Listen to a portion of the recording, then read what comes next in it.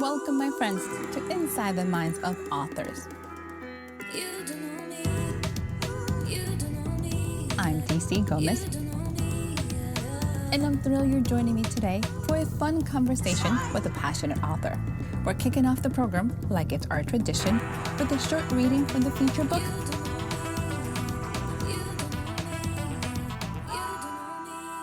I hope you guys enjoy it. Let's get started. Hello, my friends, and welcome back to Inside the Minds of Authors. I am so thrilled you guys are joining me today. It is our final day of season 5. Can you guys believe we've been doing this since 2020? I can't. It's been amazing with over 220 interviews, amazing speakers, amazing books. It's been fabulous. So this year, I wanted to wrap up the year with a little something different. It's been a couple years since I've done my own book reading, so I figured why not? I have a brand new novel out after a couple years. I'm excited about it. So I'm going to do a little reading for you guys from Cursed by Fur. This is a little spicy retelling of Little Red Riding Hood, kind of loosely. I'm going to go and do chapter 1. So let's do this. Cursed by Fur by DC Gomez. Chapter 1. The sleek black Nissan Z cruised to the back of the parking lot of the rear of Kings Park in Wake Village. For late October, the weather was still warm, and Nikita blasted the AC in the car. She loved the car. It was one of the few frivolous purchases she actually was proud of. The park was scheduled to be off limits to the public after 10 p.m. She had plenty of time. It was a moonless night with clouds blocking the stars, a perfect evening for a late night picnic. The clocks blinked 9:12. She was early, but she was always early to everything, regardless of the situation. Glancing at the rearview mirror, she applied another coat of mascara to her eyelashes, giving them an extra length. With the gold eyeliner she wore, her blue eyes were magnetic. The blood red lipstick made her milky white skin look almost transparent.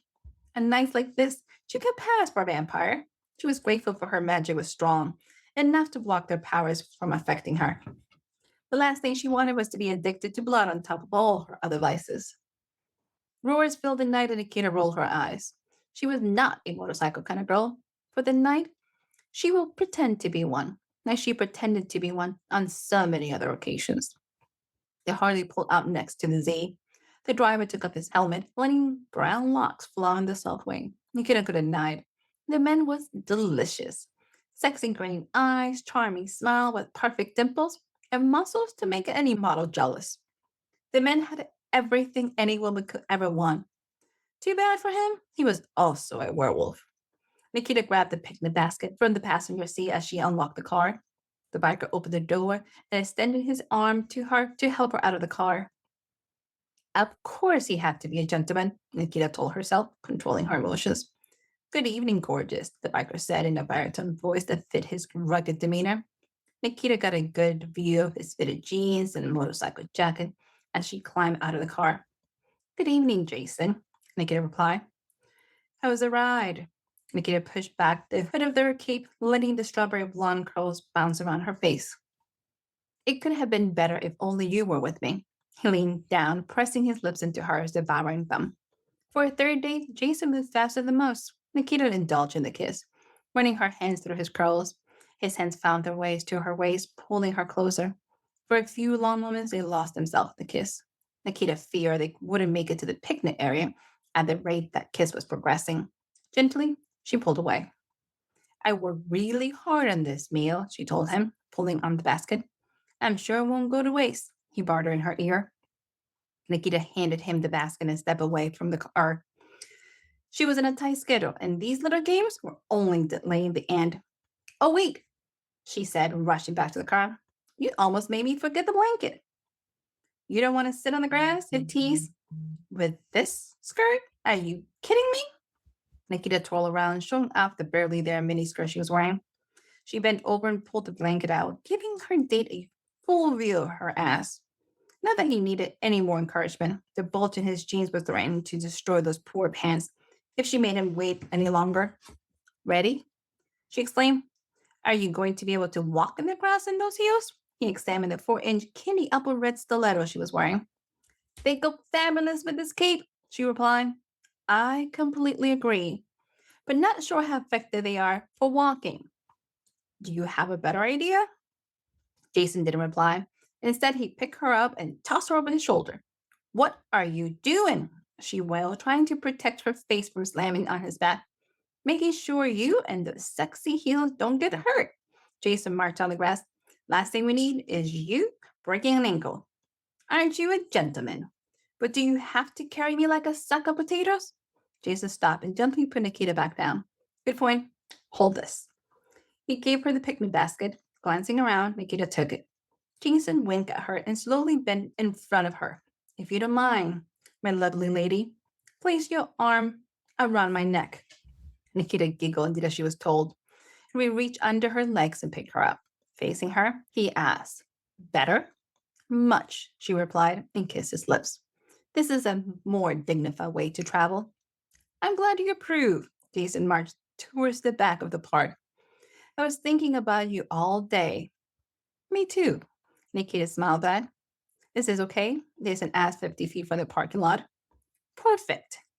He placed her gently on the ground, facing him. Facing him, she looked minuscule, even though in her heels she was almost 5 feet 10 inches. Jason was way over 6 feet. Together, they arranged a blanket on the grass next to a tall pine. Nikita could see a few of the houses from their locations, but none had a direct view towards them. As cautiously as possible, she sat on the blanket. Jason removed his jacket and dropped it. He had a metallic t shirt with cut off sleeves that framed his abs like a second skin. Does he shop at the Baby Gap store? Nikita asked herself. Can that shirt be any tighter? Before her face could betray her, she focused her attention on the basket. Jason sat next to her, running his fingers down her arm. Bourbon or beer? Nikita asked, holding a bottle of Knock Creek and one of the Shiner both. I knew you were my kind of woman. Jason licked his lips. Let's do the bourbon tonight. What else do you have in that little basket, my little Red Riding Hood? Nikita lowered her face into the basket, glancing up through a curtain of blonde curls. With a coy smile, she winked back at Jason. Let's see. She pulled out several items wrapped in aluminum foil. I made us chicken salad sandwich on croissants, extra fudge brownies, and even brought a cream cheese dip for the fruit. I'm impressed. Jason moved closer to the basket. Cooking is not something most women do lately. I'm a girl of many talents, Nikita lied.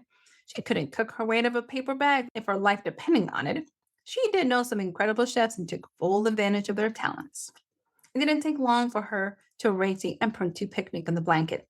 After handing a sandwich to Jason, she busied herself with the drinks. Bourbon on the rocks. She had taken 10 seconds to put together, but she needed to have time to add the special sauce without being watched. She placed 2 crystal glasses on the blanket and filled them halfway up with the amber drink. While she was a tequila kind of girl, not everyone could handle a glass. Ensuring Jason was distracted with his food, she dropped 5 drops of her special amber solution into one of the glass. The taste of bourbon will max any lingering flavor from the small vial. She pulled a couple of ice cubes from a freezer bag and dropped them in the drinks.